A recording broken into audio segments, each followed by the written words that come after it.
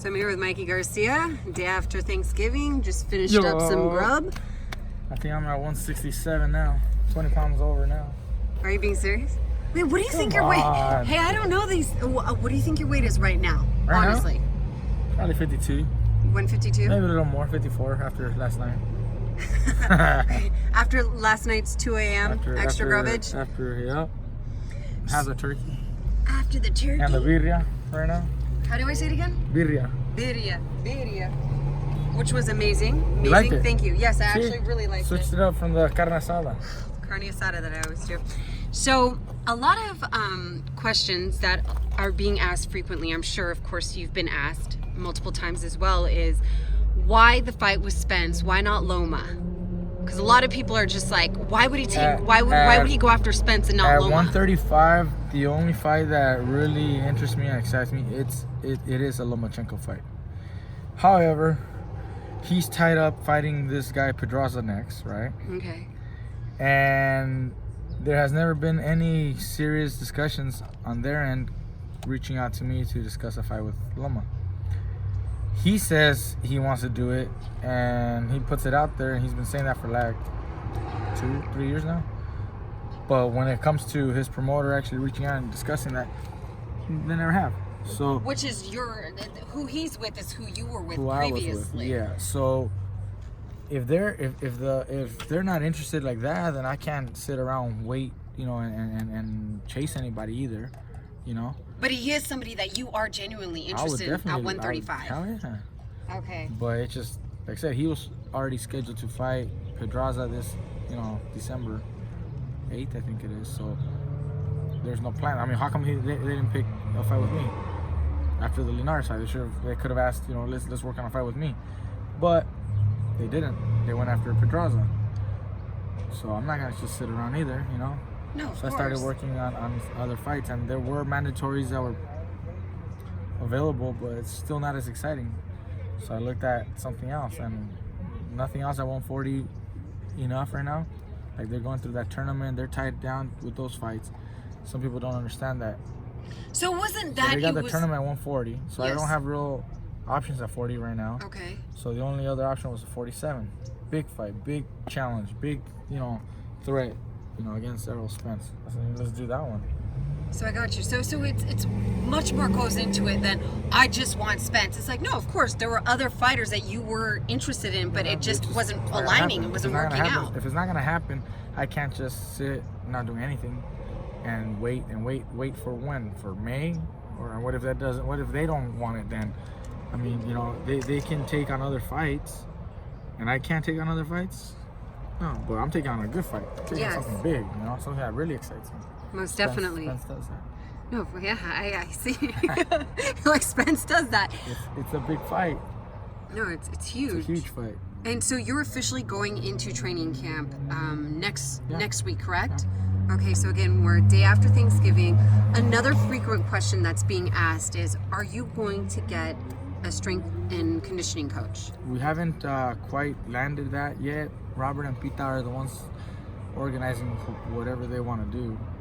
There's been people who have offered services. There's people who, guys who have offered their services for me to work with them and, do some strength, work, coaching, whatever. And so I let Robert and Pita kind of figure that out, whatever they feel that I need to do. You listen to them. You trust them 100%. Of course. And if they decide to do something or they ask me to do something, I'll do it. So we are considering it, but nothing has been official yet. Awesome. And then as for your diet, I mean, we've shown the viewers right that at Fight Hype a great deal. I mean, they've made their comments. Man, you guys are always eating. What's the deal? Deal is that's just happened. We meet up. It works out conveniently for the both of us. But once I start my training, I'm not gonna be eating like this. Not at all. I'll be eating the right food, the proper food, healthy, clean. I'll probably be eating more bigger size portions because I'm not cutting weight like that. But I'll be fine. I'll be happy. I'll be able to have some food. Not at 2 a.m. I'm just playing. 2 a.m. Sorry, this guy tells me how he ate an extra meal at 2 a.m. last night. Turkey, Thanksgiving dinner at 2 a.m. So another fight that had just recently got announced was Pacquiao and Broner. What was your breakdown of that, or your thoughts? I actually think that's a good fight. See, I've seen Broner. When Broner shows up and fights, he gets in shape and he can fight. He's got talent. He still has talent. He hasn't had a good win in some time, but I mean, he just had some difficult fights. He fought me a year ago, and I boxed him well. I had a good game plan, and I beat him. Then he fought Jesse Vargas, and it seems like he kind of started a little slow and wasn't enough, to get the win. They came to a draw. They fought to a draw. So, I mean, whenever he does fight, he does have skills, and I think he'll put up a very good fight against Manny because he has speed. He's got combinations. He's got power. But I do think Manny wins. I think Manny wins. I think he wins by decision. I think he throws more punches, and that volume is something that kind of hurts Adrian Broner. If you throw enough punches, Adrian stays on the defensive side of things too much. So I think Manny takes it. So overall, but you're not like saying, you're still giving Broner some strong credit. I think he could actually, fight very well. I don't know if he could win. I mean, he's got power to do it. He's got speed to do it. I don't know if he's gonna be able to apply it because Manny still has plenty left. I mean, he's fast, combinations, So I still think Manny takes it, but in a good fight. Now, is Manny somebody, so all goes well, let's say, with Manny, and this fight with Broner, he wins, all goes well with you, and, your victory against Spence. Who would I know you boxers don't generally like to look too far ahead. You guys are like, I'm only focused on this opponent. Right now, the main focus, obviously, is my upcoming fight against Errol Spence. So I can't really start looking anywhere else. Of course not. It's not an easy task. But if everything pans out right, of course, then at that point, we can look at all the options, whether it be at 47, maybe coming down to 40, maybe even 35 if the right fight is available. And the only fight at 35, Lomachenko. That's the only fight that interests me at 35. If not, I won't do 35 anymore. If Lomachenko's available, then we look at that first. That'd be number one. He's number one. That'd be number one interest. If not, then 47, because I don't see anybody at 40 right now that excites me enough, because they got their own tournament going, and it's hard to get them out of that for a fight. Like they got to do some fights, and they're already locked in. So it's like, what am I gonna do? Just fight anybody else at 40? I don't want to fight anybody. You keep referring to the 140 tournament, so let's. Well, because they got. Let's do a little boxing for dummies. Okay, they got Regis. They have Regis Prograis in that tournament. They have who was the other guys? I forget their names. The guy that just won? What's his name? Hooker. I don't know if he's in the tournament, but he just won too. Okay, but what is the tournament? So they got this tournament. They had this tournament going at 140. So some of the champions will be fighting each other, and some contenders are fighting each other. I mean, they're already tied down to some fights, so I can't just butt in. Yes. It doesn't work like that. So basically, they're already spoken for, everyone, right now, in the 140. I think the only one that wasn't in that tournament was Ramirez, but he's with my brother, so that wouldn't happen. No. That would. And there's nothing really as exciting there, honestly, at 40. Maybe the winner of the tournament comes out, with a big bang and big name, and maybe we do something at the end, but not right now. I think if it's not 135 against Lomachenko, it's going to be at 47. I'll probably continue to fight at 47 against some of the other big dogs there. I mean, you got other champions there, so maybe we do something with that. Got you. But again, I know, everything like, goes, a lot of you're just like, look, I'm just going to focus on the fight that I have right in front of my face. Everything depends on the Errol Spence fight. Most definitely. It's my first time at 47 too, so I want to see how I feel there. But I'll be fine. I know I'll be good. I think you'll be very fine as well. Another question too is, how would you break down Spence and Crawford?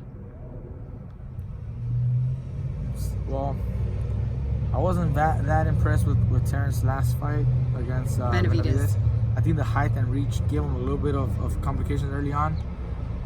He was never used to fighting anybody that tall and big, so that gave him something to think about. But he made the adjustments and he took over, and he was winning the fight. It was competitive, but Crawford was winning. He hurt him at the end of the 12s. But I was not as impressed. But like I said, it's maybe because of the height and reach. Spence is not that tall like Benavidez. Doesn't have the same reach as Benavidez like that. So I don't think it would be that difficult. But the power would be different maybe. And I don't know if Crawford. I don't know if he's been with anybody that has to have heavy hands like that. He's fighting other guys, contenders, but no one as of a threat like that. I mean, honestly, he's beaten champions and he's champion, but his last fight, you really can't give him a full credit for, like, you can't praise him too much for last fight. At least not yet. Maybe another fight coming up. Maybe if he fights another top guy, maybe. But fighting Benavidez wasn't like the most spectacular win, at least not for me. Like I said, he made the adjustments. He that's what a champion does. You make the adjustments, and he overcame that.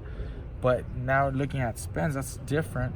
Different style than Benavidez, stronger. So I mean, that could be a good fight. But I don't know. Like I said, I wasn't as impressed with Crawford just yet. Got you. So you would more lean towards Spence then, first if it were Spence and Crawford. Because Spence, he's a natural 147, and even though Crawford is a big dude also, I just wasn't as impressed with his boxing from the last fight. Most definitely. With the level of opponent, he should have fucking beat him up easy. I think so, and he didn't. So it took him 12 rounds and look competitive, but. Most definitely. And then, it hasn't been officially announced, but obvious. No, I don't want to even say obvious, but it's been largely speculated about Tank and one of your stablemates, Mares. Abner. I don't know if it's done deal, but they've been talking about it, and it seems like it's definitely going to happen. They've been pushing for that one, so if it happens, honestly, I think that's a very, very good fight. Abner's always in for good fights. He's always looking for big fights as well. He doesn't want to fight just anybody, so that's a big challenge for him. I mean, it's a tough one because he's moving up in weight to 130, but Abner has the speed and skills, and if he uses that, then that could help him. If he tries to fight toe to toe, it's a tough one because Tank is strong, dude. He's a strong dude, so he hits hard, so that would be tough. But I think Abner has the experience. He's been in with better opponents than Tank, so he's got that experience edge. And he does have the boxing abilities. When he uses boxing, he can box. I mean, he was an Olympian. He's got footwork, he's got speed, he's got combinations. That's the fight he has to do. He has to fight smart, speed, agility, that kind of fight. And with that, then he could win. Most definitely. And then, are you fan of? I know you're a little bit of a fan of UFC MMA, yes? Yeah, I watch it a little bit. So I don't follow too deeply, but I watch it. There's a fight. Golden Boy is that's today? Tomorrow? I think it's tomorrow. It's tomorrow, yeah. Tito and Chuck it down. Yes. I actually ran into Chuck the other day at the mall. The day that we met up with Jose. Okay, so it was after your guys' official announcement. Yeah, I just said hello and shook his hand, but I ran into Chuck out there. Do you have any thoughts on that? A breakdown or anything? You know what? I liked Tito and I liked Chuck. I mean, they were in the early 2000s, 2004, whatever. They were at their prime. It was some good fights. Even though they're not in the prime anymore, but they're both equal, so I'm sure it's gonna be a good fight because they're both gonna fucking let their hands go and shit. So they're definitely gonna put up a good show. I don't know who else is fighting on the card. I'm not familiar, but I know Chuck and I know Tito, and they were the man. They're both, when they were in the prime, they were the shit. Tito has some good battles. Chucky Dow was bad on the Iceman. They're legends. Yeah, They're legends going back into it's battle. always, Yeah. It's always gonna be a fun fight. And like I said, even though they're not in their prime, they're both equal in in level. So they're gonna put up a good fight. People are gonna be happy with it. That'll be dope. Okay. Well, thank you. Thank you so much. I All right, appreciate Rainbow. it. All right.